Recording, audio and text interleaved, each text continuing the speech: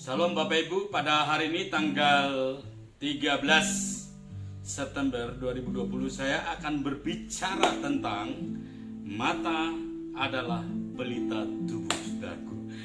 Ini sesuatu yang luar biasa. Khotbah di bukit ini sebenarnya pelajaran yang sangat menarik dan sangat baik untuk kita pelajari, saudara. Inilah khotbah yang pertama kali yang dikembangkan atau diteruskan oleh Yesus, karena khotbah di bukit ini adalah di dalam Matius pasal 5 sampai pasal 7 itu merupakan khotbah yang khusus dikhotbahkan kepada murid-murid Yesus atau kepada orang-orang yang mengikut Yesus atau kepada umat kerajaan sorga. Ketika orang menerima kerajaan sorga, hidup dalam kerajaan sorga, maka diatur tatanan-tatanan kehidupan orang kerajaan sorga. Nah, hari ini sampai kepada bagaimana mata kita harus melihat segala sesuatu, saudaraku. Karena itu saya ingin berbicara mata adalah pelita tubuh. Di dalam Matius pasal 6 ayat 22 dan 23 di sini dikatakan, mata adalah pelita tubuh. Jika matamu baik, teranglah seluruh tubuhmu. Jika matamu jahat, gelaplah seluruh tubuhmu. Jadi jika terang yang ada padamu gelap, betapa gelapnya kegelapan itu, saudara. Segala sesuatu ditentukan oleh pandangan mata kita. Dalam Alkitab seringkali mata itu dikaitkan dengan hati, saudara. Efesus pasal 1 ayat ke-8 itu di mana Rasul Paulus mengatakan bahwa supaya Roh Kudus menerangi mata hati orang-orang Efesus supaya mereka mengalami sebuah pembaruan kehidupan, saudara. Jadi mata seringkali dihubungkan dengan hati, saudara. Efesus pasal 1 ayat yang ke-18. Mari kita akan mendengar ayat itu, saudaraku. Dan supaya ia menjadikan mata hatimu terang, agar kamu mengerti pengharapan apakah yang terkandung dalam panggilannya, Ya. betapa kayanya kemuliaan bagian yang ditentukannya bagi orang-orang kudus. Jadi seperti tadi yang saya katakan, mata itu seringkali dikaitkan dengan hati. Seperti yang didoakan oleh Rasul Paulus kepada jemaat di Efesus, dia katakan supaya jemaat pasal 1 ayat 8 itu, doa Paulus, coba baca sekali lagi, karena ini poin penting sekali antara mata dengan hati itu, ya. Efesus 1 ayat 18, dan supaya ia menjadikan mata hatimu terang. Ya, dan doa Paulus supaya ia akan membuat mata hatimu terang. Nah, tadi di sini dikatakan mata adalah pelita. Jika matamu baik, teranglah seluruh tubuhmu. Saudara-saudara, ada banyak yang berhubungan dengan mata hati ini. Ada istilah mata rohani, mata jasmani, ada istilah gelap mata, ada istilah dari mata turun ke hati, saudara. Ada istilah macam-macam, ada istilah mata uang dan lain sebagainya, ya. Saudara, rupiah, dolar dan lain sebagainya mata. Apakah yang terjadi dalam hidup anak-anak kerajaan? Anak-anak kerajaan harus memiliki mata yang baik. Mata yang baik itu artinya mata yang terang. Jika matanya jahat, maka jahatlah seluruh tubuhnya. Kalau jika matanya baik, maka baiklah seluruh tubuhnya. Untuk menguji, mengecek mata saudara baik atau tidak, ada dua hal yang penting yang kita pelajari. Saudara, mari kita mengetes mata kita ini baik atau tidak, atau mata kita ini jahat atau tidak, saudara. Dari ayat yang ke-19 itu dikatakan, kalau mata kita yang baik, pasti mata yang menggambarkan hati itu pasti akan jauh, akan lebih baik, akan bagaimana kita mengikuti mata kita yang baik. Jadi mata yang baik atau hati yang baik itu adalah di mana harta itu akan mengikuti hatinya. Harta akan mengikuti hatinya. Ayat yang ke-21 coba baca dulu. Matius pasal 6 ayat yang ke-21, karena di mana hartamu berada, di situ juga hatimu berada. Jika mata hatinya baik, maka Alkitab berkata, di mana hartamu berada, di situ hatimu berada, di dalam ayat 21, betul? Tapi yang sebenarnya yang baik itu, kalau matanya baik, terbalik, saudara. Di mana hatimu berada, di situ matamu berada, saudara. Jadi harta mengikuti hati, bukan hati mengikuti mata. Ayat 21, di mana hartamu berada, di situ hatimu berada. Tapi kalau matamu baik, hatimu baik, maka engkau tidak akan mengikuti hartamu, tetapi hatimu, saudaraku. Ayat yang 19 di situ dengan ayat 20 itu sangat jelas sekali, saudara. Mengetes mata saudara baik atau tidak adalah, coba. Ayat yang ke-19, janganlah kamu mengumpulkan harta di bumi ngengat dan karat merusakkannya, dan pencuri membongkar serta mencurinya. Tetapi kumpulkanlah bagimu harta di surga ngengat dan karat tidak merusakkannya, dan pencuri tidak membongkar serta mencurinya. Kalau matamu baik, kalau hatimu baik, maka engkau akan memandang dua macam harta, saudara.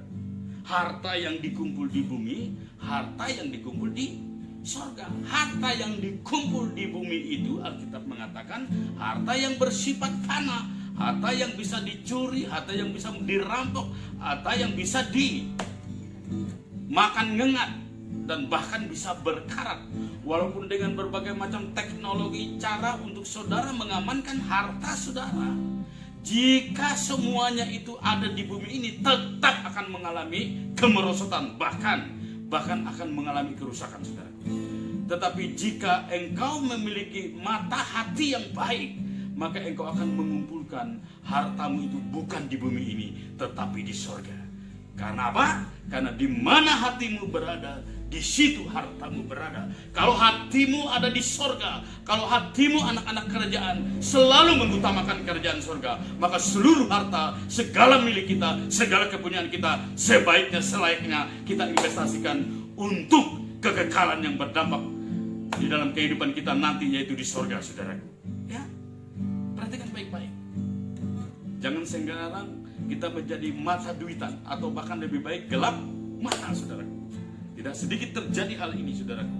Karena itu pastikan mata hati saudara baik, karena di mana hatimu berada, di situ seharusnya hartamu berada. Yang kedua, saudaraku, untuk mengecek mata hati kita baik atau tidak, kita harus bisa menentukan kepada siapa kita harus mengabdi, saudaraku. Saudara, di dalam ayat yang ke-23 di situ dikatakan, sangat jelas itu mengatakan, ini penting sekali, ngetes saudara itu matanya baik, artinya baik atau tidak baik itu. Ayat yang ke-23 dikatakan demikian, firman Tuhan. Jika matamu jahat, gelaplah seluruh tubuhmu. Jadi jika terang yang ada padamu gelap, betapa gelapnya kegelapan itu. Jika matamu jahat, gelaplah seluruh tubuhmu. Jika terang yang ada padamu gelap, betapa gelapnya kegelapan. Saudara, kalau mata kita tidak baik atau jahat, maka hati itu akan jahat terhadap harta. Yang kedua, hati itu juga akan jahat kepada siapa kita harus mengabdi. Jika matamu baik, maka engkau bisa menentukan kepada siapa engkau harus mengabdi. Ayat 24, coba. Tak seorang pun dapat mengabdi kepada dua tuan, karena jika demikian ia akan membenci yang seorang dan mengasihi yang lain, atau ia akan setia kepada yang seorang dan tidak mengindahkan yang lain. Kamu tidak dapat mengabdi kepada Allah dan kepada Mamon. Jadi saudaraku, Alkitab berkata, jika mata hatimu baik, maka pasti engkau bisa menentukan kepada siapakah engkau akan mengabdi. Kalau matamu baik, saya percaya pasti engkau tidak akan mengabdi kepada Mamon. Mamon dalam bahasa Aram artinya harta, saudara. Tidak akan melekatkan hati kepada harta, tidak memfokuskan hati kepada harta, tidak memfokuskan hidup mencari harta, tidak menilai segala sesuatu karena banyak harta atau Mamon.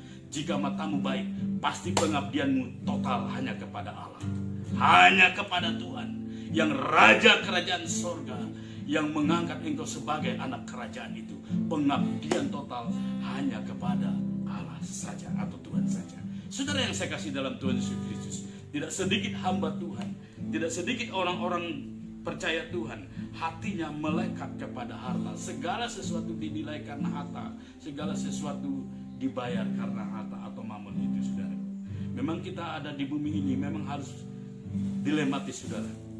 Nanti minggu depan saya akan berkhotbah tentang kekhawatiran itu, saudara. Saudara yang saya kasih dalam Tuhan Yesus Kristus, cek mata kita baik atau tidak. Alkitab berkata, jika mata kita baik, atau mata hati kita baik, atau sehat mata kita, maka kita akan menyimpan harta kita bukan di bumi ini, tetapi di sorga. Ingat baik-baik, tubuh kita akan mati. Mayat ini, badan ini akan mati dikubur orang. Harta kita akan ditinggalkan semua. Tetapi apa yang terjadi? Hanya diri kita yang akan bertanggung jawab kepada Allah. Semuanya tidak akan dibawa pulang ke sorga. Kita datang dengan telanjang, kata Ayub, pulang pun dengan telanjang, tidak membawa apa-apa. Karena itu, marilah hati kita jangan melekat kepada harta, tetapi melekatlah hanya karena hati kita melekat kepada Allah di sorga, sehingga seluruh yang kita miliki kita bawa ke sorga, investasikan yang berdampak pada kekekalan, sehingga ketika tubuh ini atau badan kita dikubur, pribadi kita masuk ke dalam sorga dan kita bisa melihat harta itu berdampak pada kekekalan. Yang kedua, mata yang baik, hati yang baik menentukan pengabdian kita kepada Tuhan. Saudara, bukan kepada mamon atau kepada harta, tetapi hanya kepada Tuhan saja. Kita tidak bisa mengabdi kepada apapun, hanya kepada Tuhan saja. Jika mata kita baik, hati kita baik, maka total pengabdian hanya kepada Allah. Percaya Tuhan memelihara dan menjaga kita dan mencukupi segala kebutuhan kita. Saudara, Tuhan memberkati kita. Kepada siapakah engkau mengabdi, itulah yang menentukan mata hati saudara baik atau tidak baik. Total kepada Tuhan atau kepada mamon. Dan ini sebenarnya khotbah ini terlalu biasa, tetapi dibuktikan dengan tindakan perilaku kita dalam kehidupan kita sehari-hari. Tuhan memberkati kita. Salam, selamat hari Minggu, haleluya.